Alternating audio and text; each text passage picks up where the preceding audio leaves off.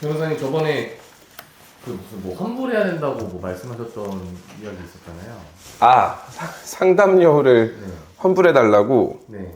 하셨는데 제가 그 전날 남자분인데 이혼 상담을 해드렸어요. 안 되는 요소가 너무 많았어요. 일단 본인한테 기책사유도 있고 본인이 아이를 양육하는 것도 부적당해 보이고 실제 양육 의사가 있어 보이지도 않고 양육을 하겠다라는 게 진짜 아이를 내가 사랑해서 키우겠다라는 것보다는 양육비를 주기 싫어하는 눈치도 그런 느낌도 굉장히 강했어서 저 그냥 있는 그대로 말씀드렸거든요. 이건 된다, 이거 안 된다, 이것도 안 된다 이렇게 했더니 그래 이제 상담료는 잘 내고 가셨는데 그 다음에 우리 상담 실장님한테 전화해서 상담이 너무 만족스럽지 못하다, 상담료 좀 돌려주면 안 되냐고 했다고 하는데 이제 10만 원 냈었던 거 중에 5만 원이라도 돌려달라고 했는데 그런 얘기는 처음 들어봤습니다, 진짜. 그러니까 저는 상담을 좀 있는 그대로 좀 해드리려고 그래요. 뭐 이렇게 뭐 무조건 구속된다, 아니면 무조건 이긴다, 뭐 이런 내용보다는 객관적으로 예상되는, 그러니까 이분이 말씀해 주시는 내용 토대로 또 제가 해봤었던 사건들에 대한 경험이나 제가 알고 있는 지식을 토대로 했을 때 이런 결론이 날 것 같아요 라고 말씀드리는데 그걸 기분 나빠하시는 분들이 가끔 계시기는 해요. 변호사님 입장에서는 당연히 해야 되는 일들을 해서 있는 그대로 얘기 드렸는데 근데 그런 걸로 이제 환불해달라고 하시는 거예요. 네, 뭐 그런 사람도 있었습니다. 그러면은 변호사님 분들은 실제로 이제 이런 만약에 사건을 상담 받으시고 이제 이 사건들을 거절을 한다고 해야 되나요? 상담해보면 의뢰인이 생각하는 방향이랑 제가 예상되는 어떤 시나리오들이 너무 차이가 많아. 그러니까 그런 사건들은 처음부터 조금 거절하는 게 서로한테 나은 것 같아요. 아, 그 실제로 거절을 할 수 있는 네, 거죠? 뭐 제가 거절하면 되는 거니까. 그러니까 상담 과정에서도 거절할 때 있고 사건 수임하면서도 수임한 이후에도 방향성이 너무 안 맞는다고 생각하면은 이제 그거는 서로 그때까지 뭐 했었던 비용들을 서로 협의하에 정산해서 그만하는 경우들도 있고요. 알겠습니다. 그럼 저희가 조금 궁금했던 거는 이제 변호사를 선임을 했을 때 뭐 계약 같은 거를 하잖아요.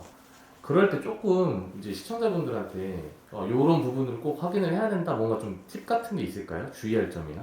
일단 계약서를 쓰잖아요. 이게 우리가 계약서 쓸 때 계약서 문구들을 좀 꼼꼼하게 읽어보실 필요는 있지 않을까 하는 부분이에요. 계약서를 일단은 특히 저 같은 경우에도 제가 이제 계약서를 직접 쓰지는 않지만 지금은 제가 계약서를 뭐 주말 같은 때는 이제 의뢰인분이랑 만나서 이 사건 수임 계약서 쓸 때 저는 하나하나 설명드려요. 뭐 저희한테 내시는 비용, 그리고 법원에 나가는 인지대와 송달료, 뭐 예를 들어 타 지역 같은 경우 출장비 이런 거 설명 안 드리면 의뢰인분들은 당연히 처음에 지급했었던 금액에 모든 게 다 포함되어 있다고 생각하시고, 그러니까 좀 연세 있으신 분들 중에는 이분들이 이제 가압류까지 진행하시게 되면 이 인지대랑 송달료가 되게 여러 번 내야 됩니다. 그러니까 고난 사건을 할 때 인지대 송달료 내고 가압류 사건 할 때 또 내고, 근데 가압류 사건 할 때는 보통 이 보증보험료로 대신하게 되는데 보험증권으로 가름해서 이 보증보험사에 가서 또 보증보험료를 내야 되고 막 이런 것들을 제가 상담할 때 말씀을 안 드리니까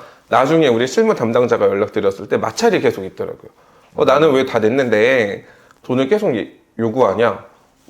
제가 봐도 그럴 수 있을 것 같아요. 그래서 하나하나 설명드리거든요. 그러니까 처음부터 그냥 설명을 드리고 그래서 물론 인지송달료가 딱 얼마인지 계산이 되진 않아요. 보통 한 1억을 청구하면 내가 이제 소송에서 구하는 금액이 1억이면 한 40만 원 정도가 이제 인지대가 잡히니까 쉽게 얘기하면 내가 법원을 이용하는 수수료 같은 겁니다. 인지대는. 그리고 송달료는 뭐 한 명당 한 8만 원 내외 정도 나오니까 내가 1억을 못 받았어. 그러니까 1억을 채무자에게 청구하면 한 50만 원 정도는 잡힐 것 같아요 라고 대략적인 건 말씀드리는데, 이거를 설명을 못 들으신 분 나중에 이제 뭐 예를 들어서 소장 접수되고 담당자 연락 와서 법원에 50만 원 내세요라고 하면 되게 당황스러울 수 있잖아요. 나 처음에 돈 다 냈다고 생각했는데 왜 더 내라고 하지? 그래서 일단 계약서 내용을 좀 꼼꼼하게 보시는 것도 중요하다고 생각이 들어요.